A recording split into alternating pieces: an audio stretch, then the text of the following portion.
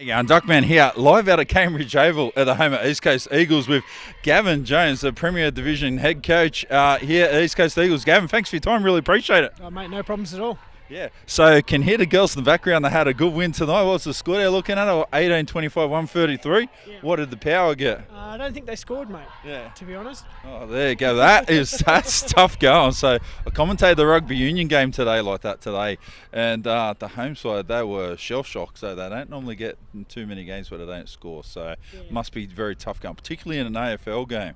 Yeah, absolutely. I think the Southern Power guys, to their credit, have been struggling all year for numbers. So, I think the girls have done an amazing job. Our girls have done an amazing job all year. But to the Southern Power girls, it's a big travel for them to come up here and to be able to show up and still compete. Still a great effort. Yeah.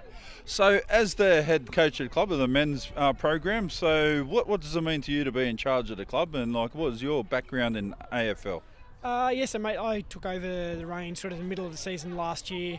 I actually played AFL for this club back in not early 90s, a long time ago. So look, it's always been the club that I've supported. My kids have played here. It's the local club for me, so very passionate about it. I've sort of been involved in the Giants Academy for the last 10 years. Sort of been the head coach of the Western Sydney.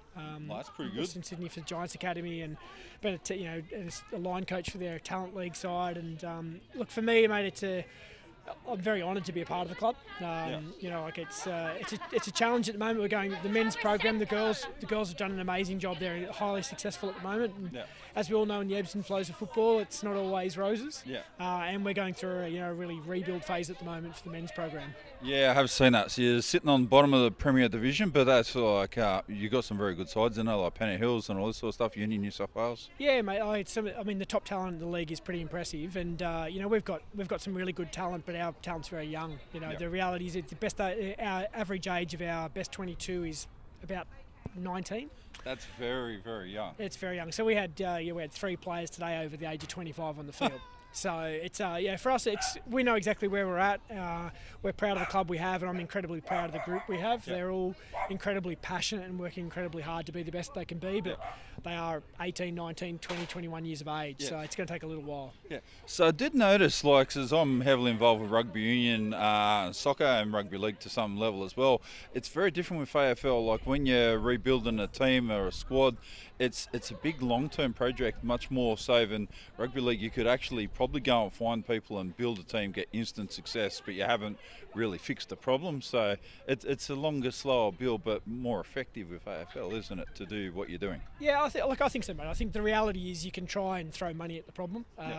But money in Sydney football is not something that's necessarily always going to be there. So you're relying on sponsors, and sponsors throwing in their money. And what we want to be able to develop here is a sustained model that can make us successful for years in the future. To do that, it's about development and retention. It's about making sure that you're developing your young talent and that they're here for 4, 5, 6, 7, 8, 9, 10 years. So for us right now, we've got an incredibly young group. So our focus is very much around 2 things: development and retention. So we can keep them, we can train them, we can develop them. They'll be a highly competitive unit in 3 or 4 years to come. You're not likely to keep all of them, but are you? Or do you think you have got a very high chance of keeping most of your list? I don't think you ever keep 100% of your list. So I don't think any club at any level ever does that. So I think for me, knowing the engagement and the passion we have in this group, and a lot of them I've known for a very long time, I'd be very confident that the majority of this list will be together in 5 years' time. And I think we'll be pushing for premierships around that time. So how many people, because I'm interested to know, the AFL will try to attract or draw from other sports like basketball, soccer, all these sorts of things? Because you must have particular body types of people that would be really very suitable for this with the athletic prowess and jumping, kicking, all that sort of stuff. So they would be a nice fit, wouldn't they? Yeah, absolutely. I think there's multiple sports that can adapt and be highly competitive in an AFL environment. I think basketball's the obvious one. It's a very similar game, just in a very much smaller field.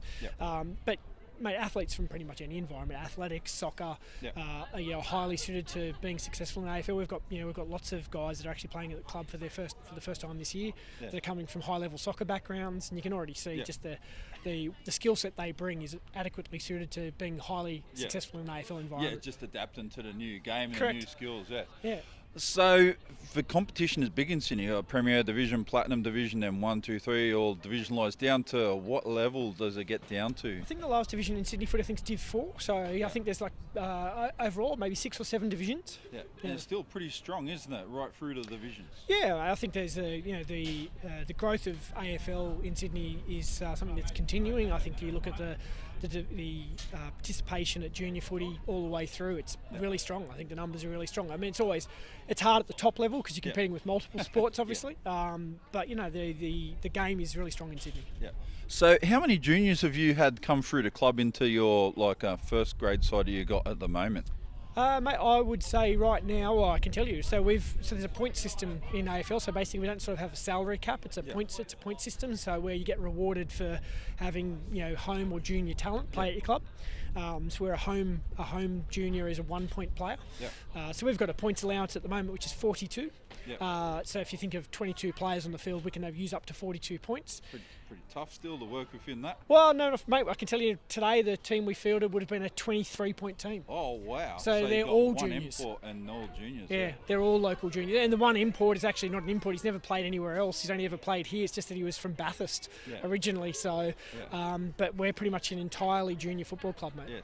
So I've never been out here before. It's a magnificent looking oval, and I'm pretty sure if I remember right, GWS played a game here, pre-season game, a couple of years ago against Collingwood. They did, mate. I think Giants have played here in pre-season. I think the Swans have played here in pre-season. For me, it's the best, absolutely the best facility in Sydney. It's AFL quality in terms of size, drainage, facilities, change rooms. It's an amazing venue. We're incredibly lucky to have it as a venue. Yeah, 100%. So strategy-wise, how do you play? Like, you got a very big ground, right? So it's bigger than a lot of other grounds I've seen around Trap. So do you like to play like a wild style? Does like East Coast Eagles have their own particular style, or do you develop it depending on the players you got? Yeah, no, I think it's a combination of things, mate. I think it's a ground you're playing at, it's the opposition you're playing against, and it's the cattle you've got on the field a day. We absolutely have a game plan and a method in everything we do, and we try and apply that method.